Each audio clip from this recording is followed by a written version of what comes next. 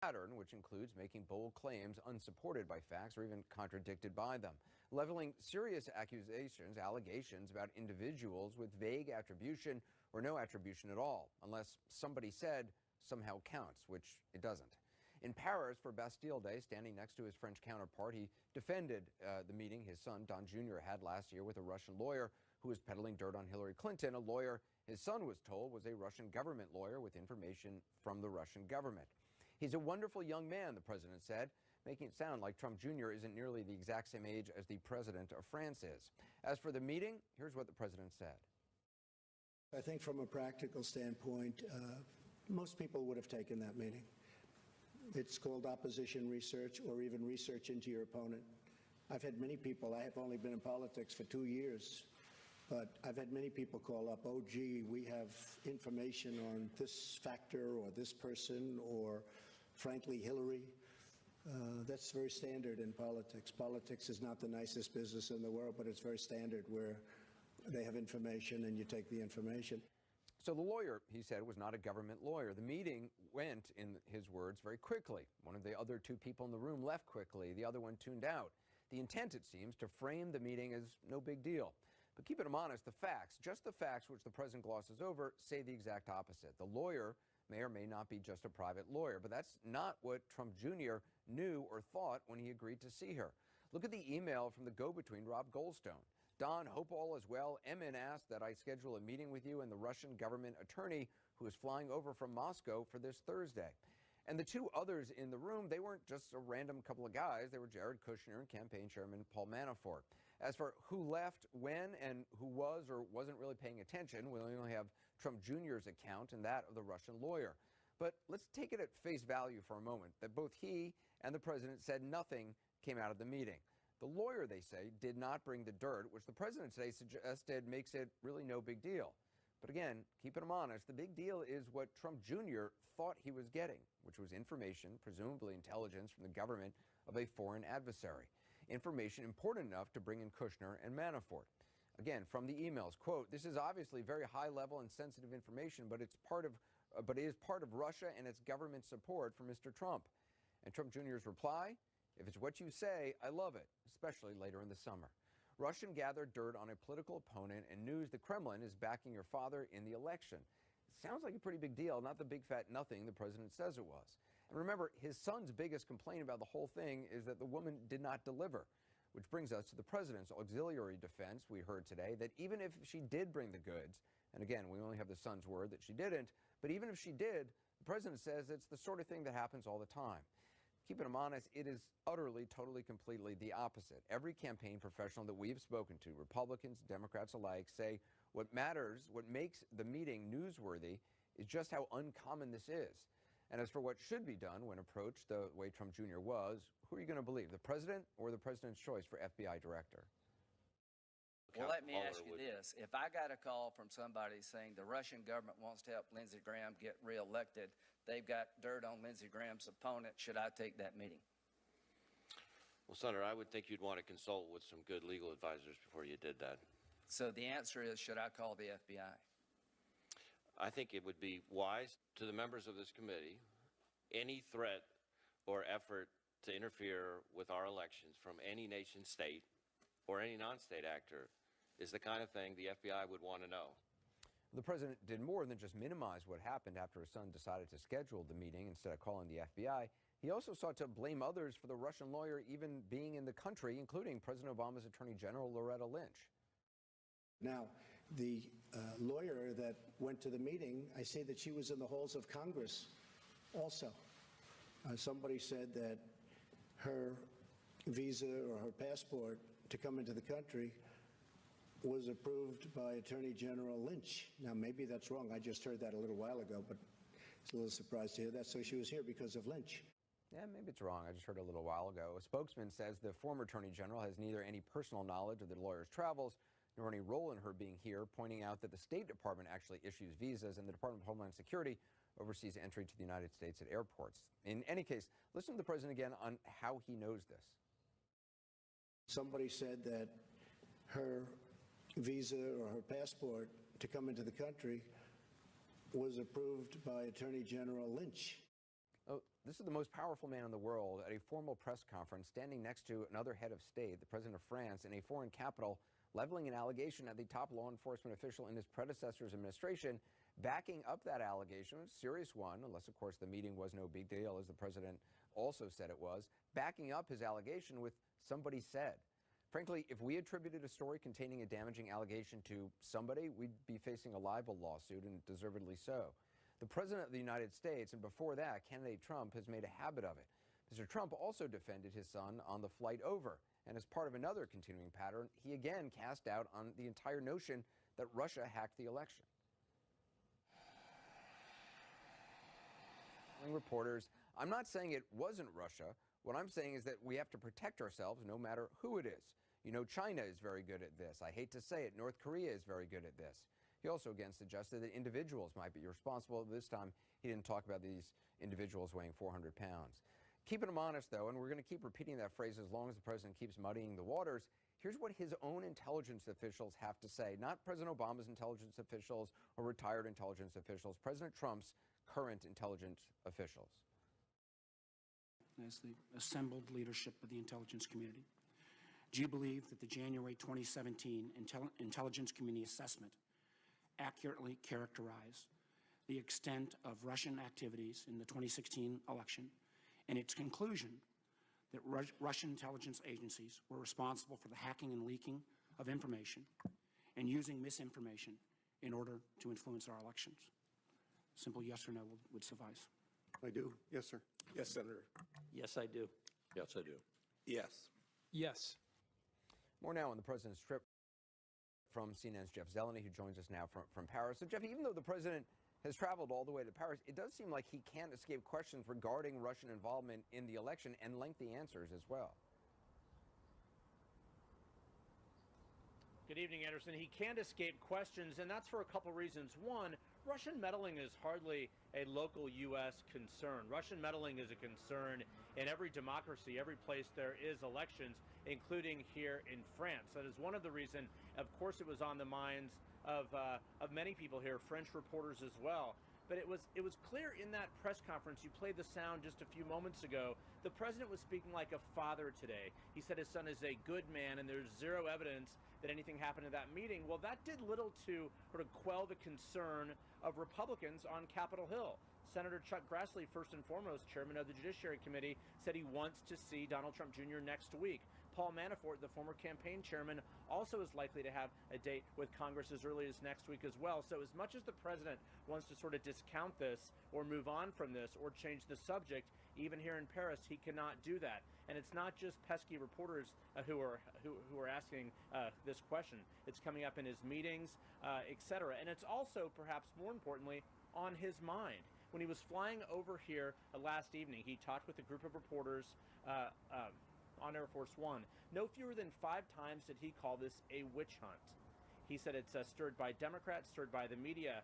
Well, Anderson, that is a sign that he has not yet accepted this, because the reality is Republicans on Capitol Hill in both the House and the Senate are leading these investigations.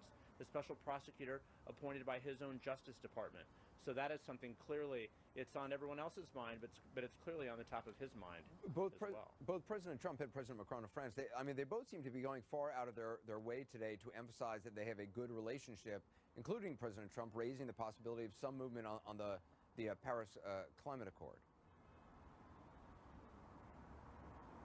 No question. So much has happened since that early tense handshake at the end of May in Brussels when they had their first meeting. And there is a lot to be gained for both of them by having this sort of good relationship here. For Macron, he puts France front and center here, shows how important France is as he is building his new leadership. For President Trump, he, of course, is a little bit concerned about America being as isolated. But it was on the climate change agreement that he seemed to open the door, at least a crack today, for a possible change of heart.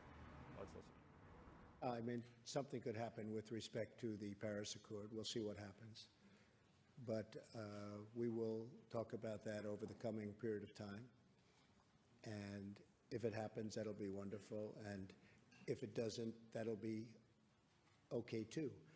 But we'll see what happens. But we did discuss many things today, including the ceasefire in Syria and we discussed the Ukraine. We discussed a lot of different topics. We briefly hit on the Paris Accord, and we'll see what happens.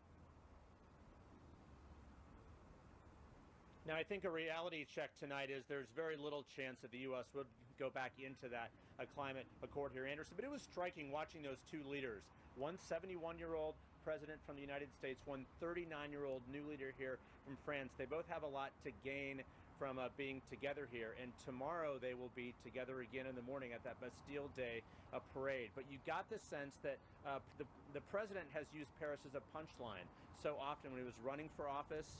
Today he was filled with flattering his host.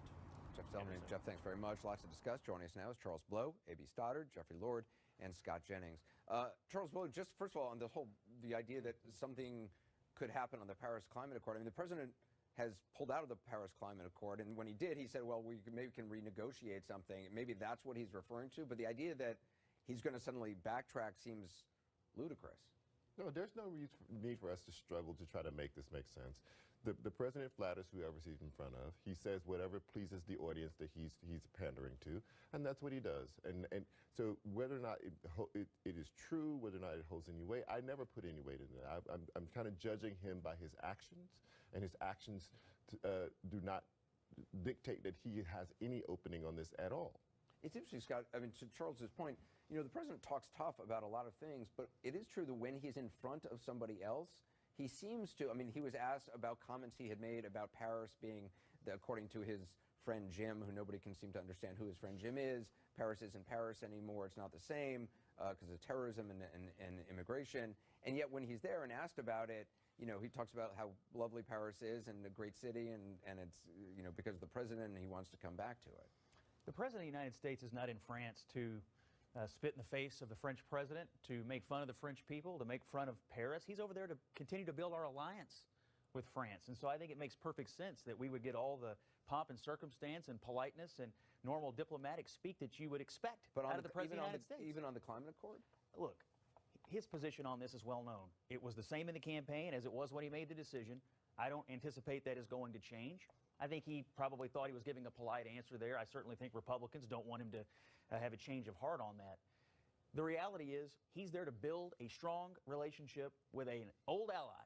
And I think he had a pretty successful day doing that. It appears that they've put any awkwardness in their relationship behind them. That's a good thing, because there's one thing that unites these two countries, and that's the desire to fight terrorism, which the president talked a lot about today. And frankly, I think the American people cared a lot about what both of them had to say on that topic. A.B., I mean, the president again reiterated this idea that it's standard operating procedure to do what Donald Trump Jr. did, which was meet with somebody who you believe is representing a foreign government. That's just not factually correct. I mean, according to every campaign person we've talked to. Right. I think it's natural for him to be a dad and talk about how his son's a good kid. But he. But his son's not a kid. I mean. Right. Well, I think he was sort of infantilizing him a bit to sort of try to create this sense that he must be forgiven because he didn't really know what he was doing. But listen, no one in the White House around him thinks this meeting was not consequential, and the email and what the email and Don Jr.'s response to what was in the email. It wasn't, oh, the Russian government, what do you mean is helping my father? All of them know that this is consequential, and they're very afraid of what this means. But his reaction is typical Donald Trump. It's not surprising at all. He turns it around to what he wants it to be. He's defiant about the political ramifications. He finds someone to blame. He's a very skilled blamer. He's done it his whole life. This isn't going to change. He will never, ever say anyone around him, especially his family or himself, made a mistake. And so he's going to barrel through on this kind of defiant response, even though the people around him who are trying to help him succeed are very worried about what the fallout from this meeting means going forward, because it's the first time that someone close to him showed a willingness. Doesn't mean that Donald Jr. is exposed in any way legally, but just what it means about his willingness to take that meeting and what that email said is very consequential. Jeff, I mean, we've talked about this before. Donald Trump Jr. has now, since we talked, backtracked saying, well, I would do things differently. Right. Do you still say that this is normal behavior to meet with a representative or a alleged representative of a foreign government? I do, absolutely. Today on my way here, I was reading a column from December of this past year by Michael Reagan, President Reagan's son, who pointed out, as this controversy was beginning, that President Carter sent the industrialist Arm & Hammer to the Russian embassy in Washington to talk about getting some Russian influence in the 1980 campaign against then former Governor Reagan by releasing Jewish refusenecks in the Soviet Union, because that would help President Carter with the Jewish vote in certain key states. He then also pointed out that President Carter himself, according to Anatoly Dobrynin, went to Dobrynin, as did Tip O'Neill, in 1984 to make the pitch to the Soviets for Walter Mondale. So, yeah, this kind of thing has been done before. And it's just ridiculous, I think. Do you think it's appropriate? Huh? Do you think it's appropriate? I just don't. I honestly don't think it's that big a deal. You know, should it be publicized? Sure. I mean, I think that's a good thing. But if we're going to have, and I said this to you the other night, if we're going to have an investigation, then let's open up the whole thing, the whole can of worms about Russia, the Clinton Foundation and Hillary Clinton and John Podesta. Let's get it all out there so that everybody can see what the involvement was or was not. But you're saying saying that implies that that stuff hasn't been reported, and the FBI has had plenty of opportunity to look into any of that. And I would assume if there was any there would be investigations, because that was looked at and litigated a lot during the campaign. Yeah, well, of course, the question is why. I mean, what there is a real FBI investigation into Russia Now and the Trump campaign. There is not one based on the certainly there's grounds to think that Director Comey's decision was political. So you're saying the FBI back then, it was intentionally not investigating Clinton He laid out Foundation this clear bill of indictment of Secretary Clinton, and then at the very end says, oh, but there's nothing to see here. And then, I mean, we don't need to litigate all I mean, that. as a Republican who's worked for campaigns, do you believe this is just business as usual, meeting with foreign adversaries' attorneys? It's certainly true. People call campaigns all the time claiming to have information. It happens all the time. A lot of these things don't pan out. It's probably more rare for it to come from a foreign national. His email chain is certainly a little unusual.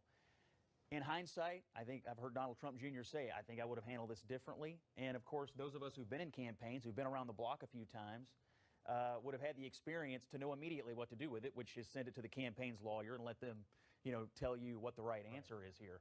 I think the fact that he is saying, I acknowledge I would have handled this differently, and I want to answer questions about it, tells us something about his mindset. Do you want him to turn over all his emails to investigators? I want them to do what they said they are going to do, which is cooperate with the investigation. And you brought up the fact that, well, Hillary was investigated.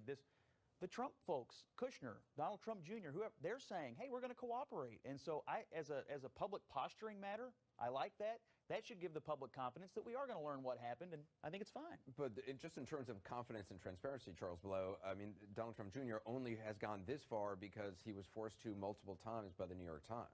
Absolutely. I mean, these people are like a barrel of eels soaked in oil.